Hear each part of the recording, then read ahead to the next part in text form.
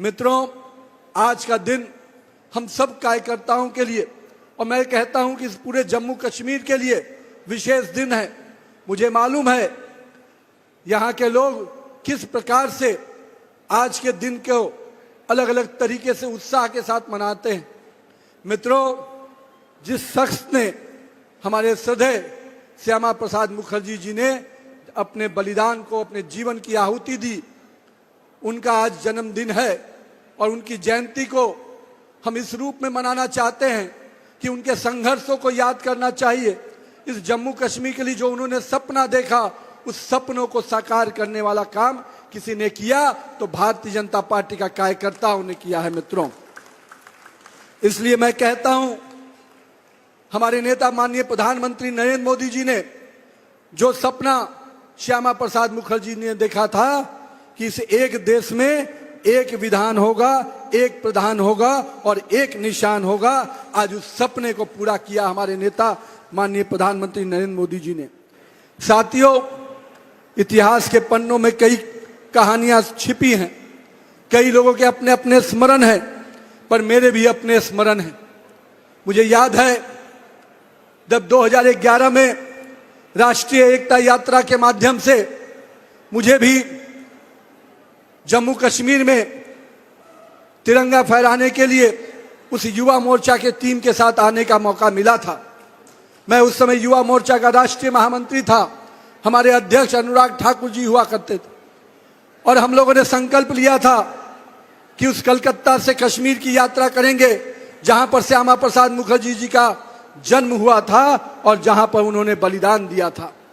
मुझे याद है कि 2011 की जब उस यात्रा को लेकर हम लोग निकले थे तो देश भर में कांग्रेस की सरकारों को बेचैनी हो गई थी। कांग्रेस के नेता पूरी तरह से कह सकते हैं बौखला गए थे। उनको डर था ये बड़ा यात्रा जम्मू कश्मीर के लिए बड़ा संदेश लेके आने वाला है।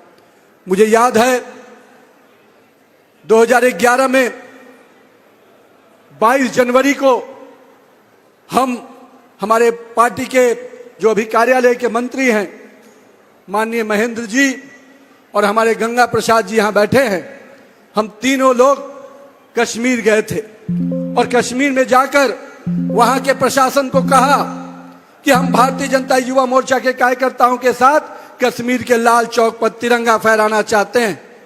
मैं आज आपके सामने उस विषय को इसलिए रख रहा हूं मित्रों, वो कहानी, वो स्मरण निश्चित रूप से आज की पीढ़ी को और मुझे तो लगता है कि आज के जम्मू कश्मीर के लोगों को जरूर जानने का अधिकार है। मैं उस समय नहीं था जब श्यामा प्रसाद मुखर्जी जी ने बलिदान दिया। 1953 में जब उनकी आहुति हुई, हम लोगों ने उनके संघर्षों को बाद में जाना। हमने बाद में देखा कि 50-60 साल पहले, 70 साल पहले जिस व्यक्ति ने जो संकल्प लिया था, जो सपना देखा था, उसकी वास्तविक स्थिति क्या थी।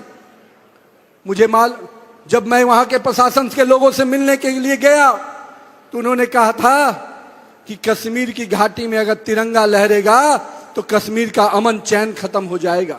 ये वो समय था जब दिल्ली में कांग्रेस की हुकूमत काम करती थी, कांग्रेस के लोग सत्ता में बैठे हुए थे।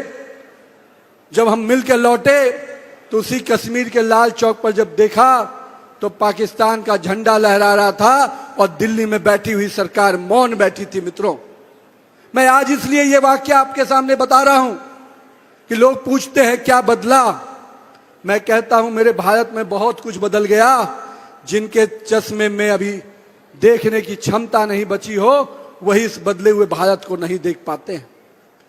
2011 का वो स्मरण और 2014 में जब देश के प्रधानमंत्री नरेंद्र मोदी जी बने तो वही कश्मीर का लाल चौक तिरंगे से लहराया हुआ नजर आता है। ये बदला है जम्मू कश्मीर का माहौल।